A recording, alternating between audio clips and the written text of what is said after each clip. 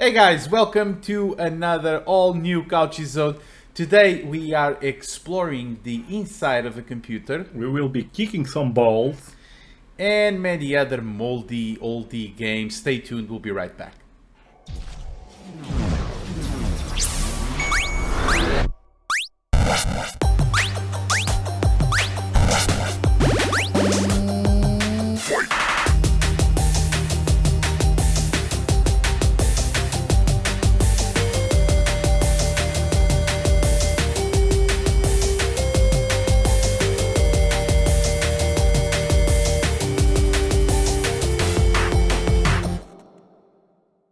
Hey guys, we hope that you had a very good week. An awesome And so, yes, exactly. So, and here we are ready to bring some more of that oldie moldy content that you guys like so much. So, we're gonna kick it off right now with no further ado with a game from one of my, well, let's say childhood moments, or at least, let's say my early teenager days. It was based off of a very, very good movie, which I know you haven't watched yet. And so I will be taking some time then to lynch you for not watching this movie. So what am I going to talk about? I'm going to talk about Tron, the arcade game. It was released in 1982 and was developed and published by Bolly Midway. Funny thing though, Bolly Midway. Midway is actually the company that that we all knew later on as Midway, but they had merged with a flipper company back then. That's why they were called Bolly Midway. It was Midway with balls. Yes, Midway with balls. I don't know what that means, but I'll say yes. So They were brave enough to make different games. exactly. We have already talked now in how many ways the movie industry was influenced by the games and vice versa. Yeah. And that's the reason why I have to bring here this first game title of one of my favorite movie of the 80s. Now, Tron was a rather simple game inspired on the events of the 1982 movie release with a very, very young Jeff Bridges on the role of Kevin Flynn, that was a computer programmer. More specifically, a video game programmer that works for the giant corporation Encom. One day, he sees his project stolen by an evil executive called Ed Dillinger, which gets promoted to vice president using Flynn's successful game ideas. In the attempt to showcase the evidence of fraud, Flynn, along with some friends of Encom, breaks into the company and, well, let's say they all get literally inside of a computer where all the adventure happens. So you haven't really seen the movie, so shame on Sadly, you. no, yeah. Yeah, Shame on just please on the edit, just put the gif of Game of Thrones with saying shame, because you do deserve it. So the arcade title, for those who know the movie, this is going to be, an absolute, wonderful game. The arcade title is composed actually by 4 sub-games that depict the events of the movie that I was just mentioning. One of the levels is the IO Tower, where you have to enter the IO Tower to navigate through all the levels, and exactly like the movie, while being confronted by grid bugs that you have to destroy to make way for yourself to pass until the beam of the IO Tower. We then have the MCP cone, which is slightly inspired on the final battle of the movie, where Tron and MCP, or Master Control Program, face off, and you have to destroy through MCP's protective cone and pull through. You obviously get some extra points. You do get some points for doing this. I think it was 1,000 points by accessing the MCP code, which is after that barrier. Then we have probably one of the most known games or types of game that really was inspired on something that we very well known. So this one requires no introduction, but if there's anyone out there that hasn't seen the light cycles in Tron, well, it's what originated the Snake games of the Nokia phones. So this is where it came from. The objective is to drive a light cycle while leaving a trail, avoid hitting and corner your opponent into hitting a wall or either his or yours light trail. So this was basically the same concept as Snake. You had the light cycle going around, there was a trail being left, and obviously you could not hit your own trail, but then you have an enemy that had to hit that trail in order for you to advance on the game. This was based on one of the scenes of the movies where Tron is actually put inside of a light cycle. I think it's Tron. Now I'm trying to figure out if it's Jeff Bridges. Anyway, don't remember. Still one of my favorite movies though.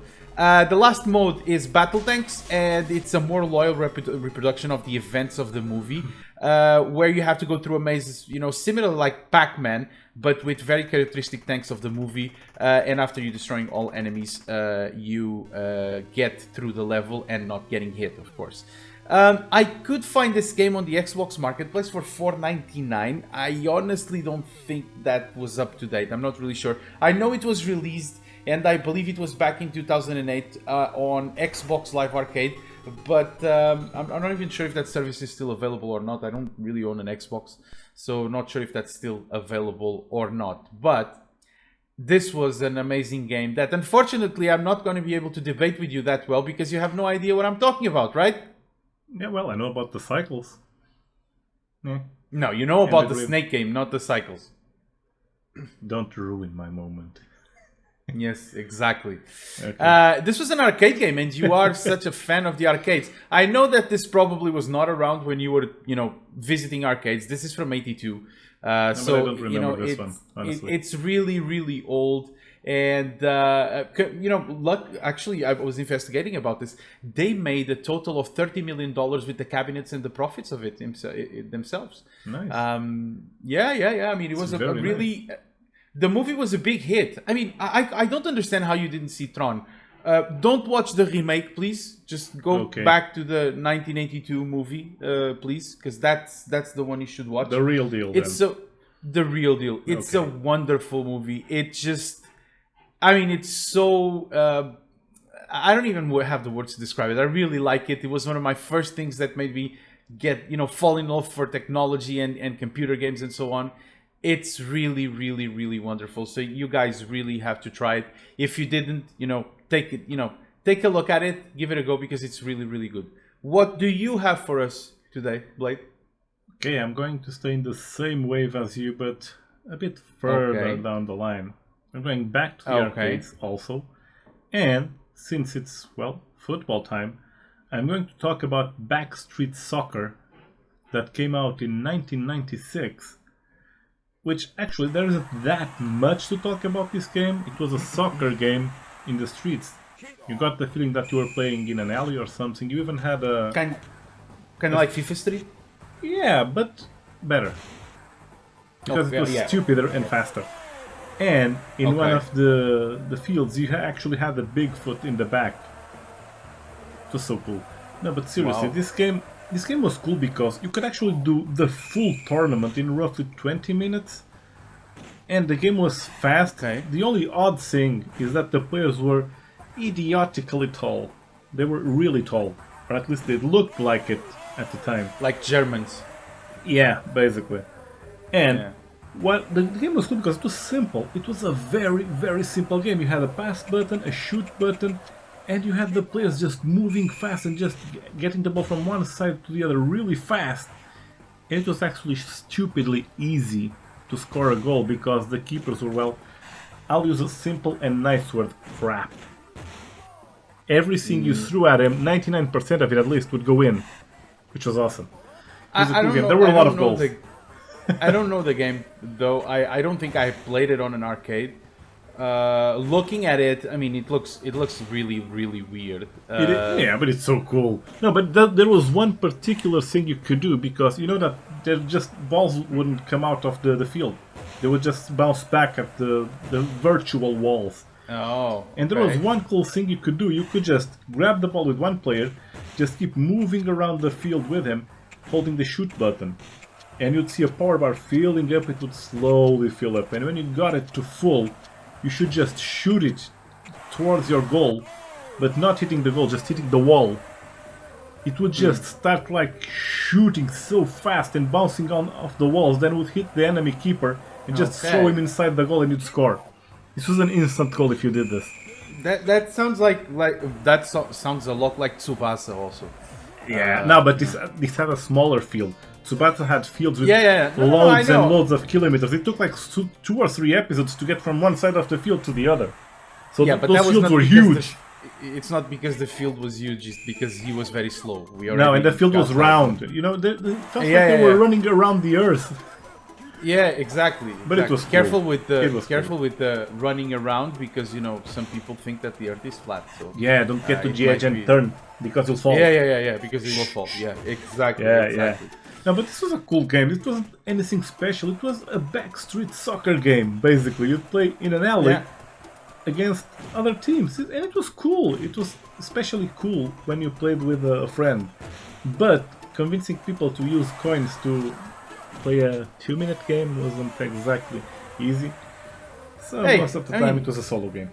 Some things were really difficult on the arcade, so it really would make sense to sometimes have something easier just to have fun, because you can go from having fun to try to break the screen of your TV. Just because you can't hit a block in Super Mario. And some people wonder why the arcades back then were built so tough. They had to. They really had to. They had to sustain the damage. Oh yeah. Anyways, I'm gonna move over to the next game, and I think now that I look at the games that I chose, I think I have a bit of a theme going on here today. I think it's today it's about movies and series, and obviously I already talked about a game from a movie, so now I'm gonna talk about a game from a series that we have to talk about it, of course. So I'm going to talk about Knight Rider 1986 for the ZX Spectrum, and this was developed and published by Ocean Software. Exactly. Oh yeah. Knight Rider, a shadowy flight into a dangerous world of a man that does not exist. That's exactly how it starts. The Hoffman. After the song. And yeah, guys, so I'm going to have to confess here one thing. If one thing was My Little Pony, the other thing is Knight Rider, and obviously I am a huge fan of the series. I am a huge fan, obviously of the car, and I'll confess to you that actually when the show hit its 20th anniversary, I bought the 4-box set of DVDs with each one of the seasons available, because I liked it that much, and I still do. I still enjoy it quite well. But enough about, the TV show and so on and so forth. So Knight Rider was based on some of the events of the series. And the reason I say based on some of the events is because, the series didn't really have a connection between episodes. Obviously, some things would evolve, like, those, battles between Kit and Car, when Kit gets melted and, has to be reconstructed. So those things obviously get referenced in other episodes. But the main story actually was never, really connected. They were just all separate events.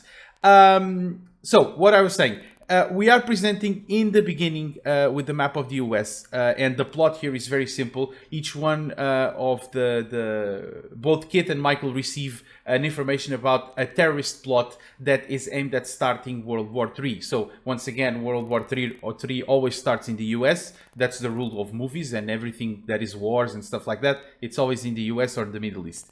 So we started with the map of the US, where we have to carry out several missions. Most of the game is basically driving to these locations that we select then on a map, and we basically have to avoid helicopters that are launching missiles at Kit.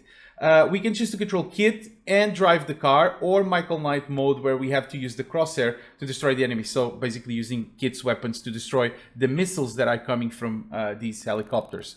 After reaching these locations, the game goes on to an overhead perspective where we have to guide Michael through buildings while avoiding guards. So kind of like doing a sneaking in, getting information. At the end of each level, the clue about the terrorist plot is revealed, and thus we get into Kit and repeat the process. And, basically that's it.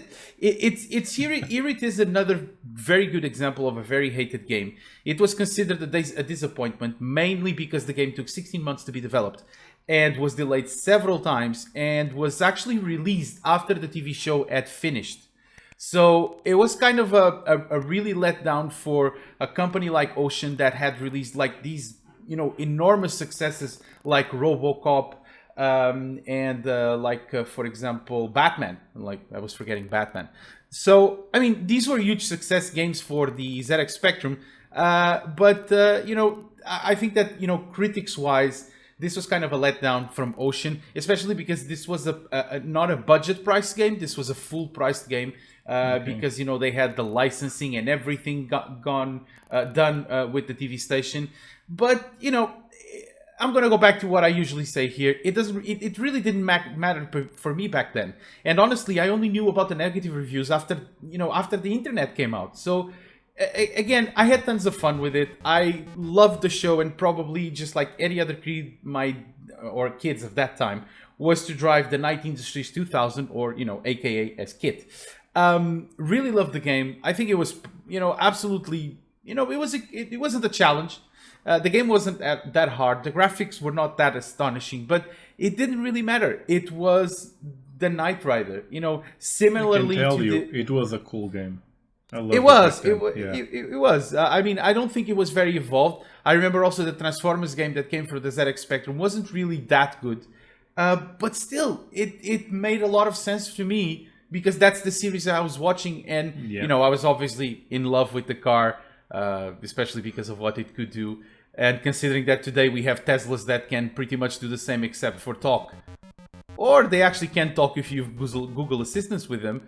But the question is, we're almost there. We're almost getting kits for everybody. So let's see if we still live a couple more years. They still don't jump. No, they still don't do turbo boost. Yeah, unfortunately. Don't or jump. fly and hit like 400 miles per hour, something like that. Like when Kit would open the wings and it was called Super Overdrive. No, it wasn't Super We're Overdrive. still far away from that. Or not. Yeah, we're still far away from that. So I guess that it's time for you to bring us another great game. What do you have for us? We have a great game indeed, an air-freshened one. Without a jingle still, right? Yes, without the jingle. We'll have the jingle. I'll make Air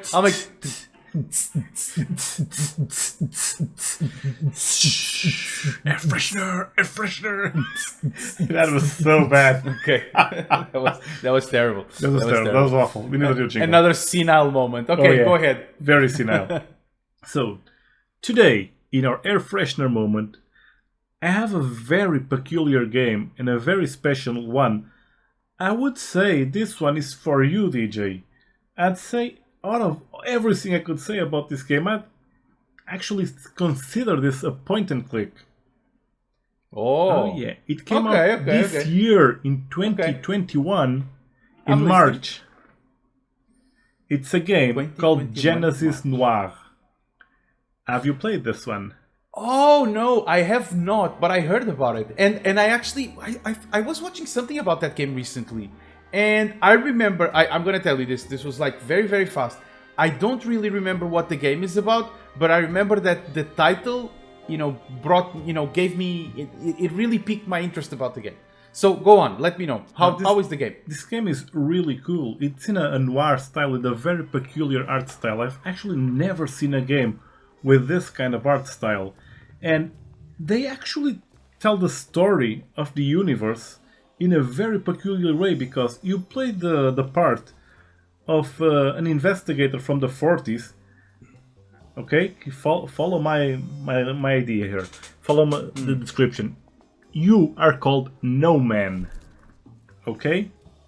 And you are a metaphor in this game for time. And you have your girlfriend or your love. That is the Mass. She's called the Mass, exactly. And you have your enemy that's called Golden Boy. The Mass actually represents the mass of the universe, or Miss Mass as she was called, and Golden Boy represented the energy that actually caused the Big Bang. And it all starts with you seeing Golden Boy shooting at Miss Mass. Representing that the energy was shooting at that big mass and creating the Big Bang. The Big Bang, yeah. Makes sense. And this is all told in several metaphors because you go into those old jazz bars and she's the lead singer and he's the saxophone player. I think it was the saxophone, at least I played this like a month ago. And you keep playing the game and watching all the metaphors and everything unfold till you get to a very specific conclusion near the end that I'm not going to reveal. That will make you understand the universe and change the whole idea that you were going along in the game and just get to the end conclusion and to the making of the universe and to what actions and consequences are in the making of the universe. And the awesome thing about this game, it has a beautiful, and I mean beautiful, art style. And the audio track is just phenomenal. There isn't much talking in this game, there isn't, but the audio does everything for this game. This is a very jazzy game, and it's so well executed that I recommend everyone, and I mean everyone, to pick this game up and give it a chance. At the first time I looked at it, it didn't pique my interest, but I actually tried it, and it was really cool, and it was a really nice playthrough on this one. And I guarantee you'll enjoy this. This is really a phenomenal and beautiful game that everyone should at least give a try. You sold it. That's fine. That's fine. You didn't need to talk that much. You sold it. As soon as you talked about universe and stuff, you know, I like that kind of stuff. Yes, Universe, yes, metaphors, yes. Point and click. Yeah. Metaphors, point. I mean, by point and click, it could be already sold anyways. But the rest also interests me a lot. This is seriously cool. Seriously. I like that type of games. I definitely want to give it a go. I remember the title as soon as you said it, but I really gotta give it a go. And obviously, guys, you on the other side, don't forget, because these games we've been bringing these little, you know, let's say Freshener moments of games that we just, you know, played recently, and you know, give them a go. Usually they are cheap. I'm not going to comment on the price of this one because I don't know. In Steam, I think you still have it available for Mac and Xbox, and I think you can get it on the Switch, just not on the PlayStation, I think. Okay, sounds reasonable. I don't think it's a high price for a game anyways. No, it isn't. Seriously, the game is that good. It's worth it. You know, I agree. It's probably very worth it. I haven't played it, but I can tell already that it's a very good one. Cool. And you know what else is very good one? Well, unfortunately, exactly. Living Lights. Unfortunately, our couch-isode, I'm sorry. I kind of slipped there. It's because last week I recorded the Portuguese episode, so you know, Portuguese episode and stuff. Anyways, as I was saying, double dipped last week. I double dipped last week. Yes, double dip. I like that word, double dip. See, double dip. I like. Now you have to watch the double dip episode in Seinfeld. Just Google it. I will. Anyways, guys, as we always say, leave a like if you liked, leave a dislike if you didn't like. Consider subscribing to the channel, and we'll be here again next week to bring you more old and moldy games. And until then, see you soon, and game on. Have a great week, everyone, and game on.